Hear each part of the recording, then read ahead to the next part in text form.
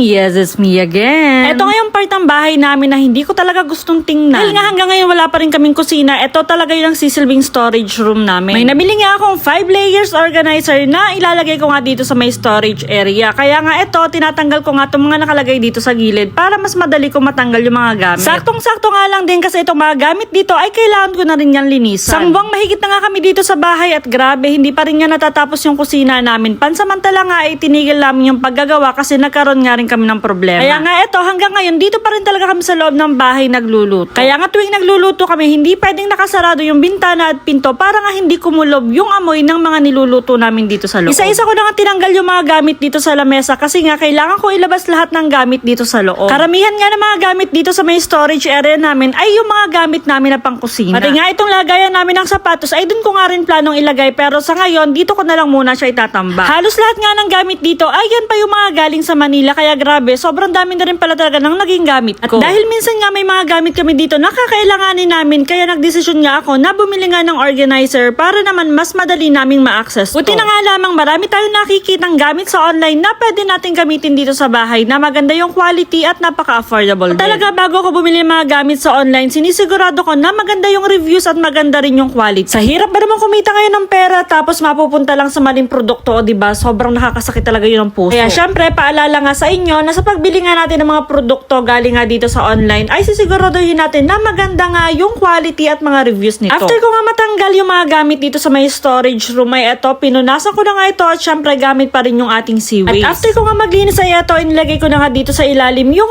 aking 5 layers rack. Mga auntie ko, 5 layers yan pero ang ginawa ko nga dito ay ginawa ko na nga lang isang 3 layers at isang 2 layers para mas marami nga ako mailalagay. At syempre para hindi na pahabayan ng video na ito ay ito na nga yung kinalabasan nung aking pag-a-arrange dito sa may storage area. Diba? Parang walang nabago pero promise may nabago talaga dyan.